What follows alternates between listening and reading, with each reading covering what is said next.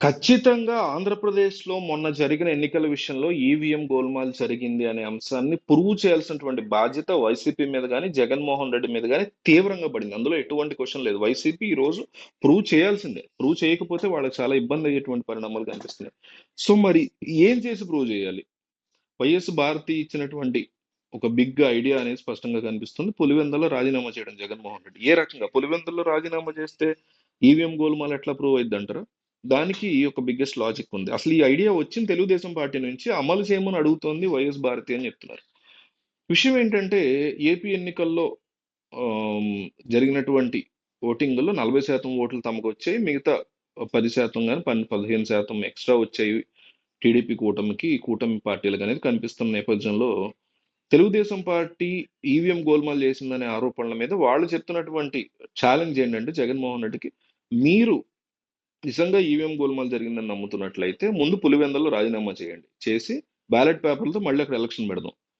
ఈసారి జరిగిన ఎలక్షన్‌లో మీ మెజారిటీ గనక పెరిగితే మీరు చెప్పేది నిజమే అని మేము ఒప్పుకుంటామని తెలుగుదేశం ఛాలెంజ్ విసురుతోంది. అయితే రాజకీయ నాయకులు టీడీపీ అయినా, వైసీపీ అయినా వాళ్ళకి కావాల్సొచ్చినట్టే ఎదుర్కొంటారు ఛాలెంజ్‌లు. సో, దానికి వైఎస్ భారత్ ఇచ్చినటువంటి ఆన్సర్ ఏంటంటే, ఛాలెంజ్ అనేది ఒకవైపు కాదు, 2 వైపులా ఉండాలి. ఖచ్చితంగా జగన్మోహన్ రెడ్డి అంటే పర్సనల్ లెవెల్‌లో జరిగిన డిస్కషన్‌లు చెప్తున్నా. ఖచ్చితంగా జగన్మోహన్ రెడ్డి పులివెందులో రాజీనామా చేసి మళ్ళీ పోటీ చేస్తారు. మెజారిటీ ఆల్రెడీ వచ్చిన మెజారిటీ అంతే వచ్చినా, లేదా కాస్త తగ్గినా మాది తప్పని మేము ఒప్పుకుంటాం. అంటే ఈవీఎంలు కరెక్టే జరిగాయని మేము ఒప్పుకుంటాం. కానీ ఒకవేళ మెజారిటీ బ్యాలెట్ పేపర్‌లతో పోటీ చేసి గెలిచినప్పుడు మెజారిటీ ఇప్పుడొచ్చిన మెజారిటీ కంటే అంటే 10 రోజుల క్రితం వచ్చిన మెజారిటీ కంటే ఎక్కువొస్తే, మీరు మీ అసెంబ్లీని రద్దు చేస్తారా? మీ ప్రభుత్వాన్ని రద్దు చేస్తారా? అనేసి ఒక బిగ్గెస్ట్ ఛాలెంజ్ విసురుతున్నారు జగన్మోహన్ రెడ్డి. వైఎస్ భారతి ఇచ్చినటువంటి ఐడియా ద్వారా. కరెక్టే కదా! ఛాలెంజ్ అనేది 2 వైపులా ఉండాలి. నిజంగా ఈవీఎంల విషయంలో జగన్ చెప్తోంది అబద్ధం అనేసి టీడీపీ అనుకుంటున్నట్లయితే, ఈ ఛాలెంజ్‌కి వాళ్ళు ఒప్పుకోవాలి.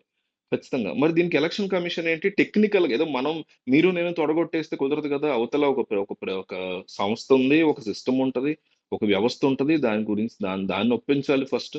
మరి దీని మీద ఎలక్షన్ కమిషన్ ఏమంటది? ఎలక్షన్ కమిషన్ యాక్సెప్ట్ చేస్తుందా? లేక మీ గోల ఎక్కడరా మాకు అవసరం లేదు మీ సోది అంటదా? అనేది తెలీదు.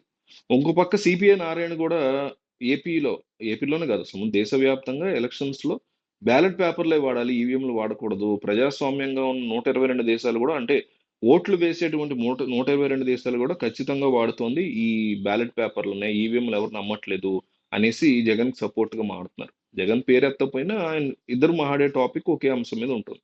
ఎలన్ మస్క్ గూడా రీసెంట్‌గా అమెరికాలో బ్యాలెట్ పేపర్‌లే తీసుకురండి. ఈవీఎంలొద్దు. అవి హ్యాక్ చేయొచ్చు. చాలా ఈజీగా ఆర్టిఫిషియల్ ఇంటెలిజెన్స్ ద్వారా అని చెప్తున్నారు. ఇంకో పక్క ఒక బీజేపీ ఎమ్మెల్యేకి సంబంధించినటువంటి వ్యక్తి ఎవరో, అతని బామర్ది ఎవరో ఓటీపీతో ఓపెన్ చేసాడు ఏకంగా ఈవీఎంస్.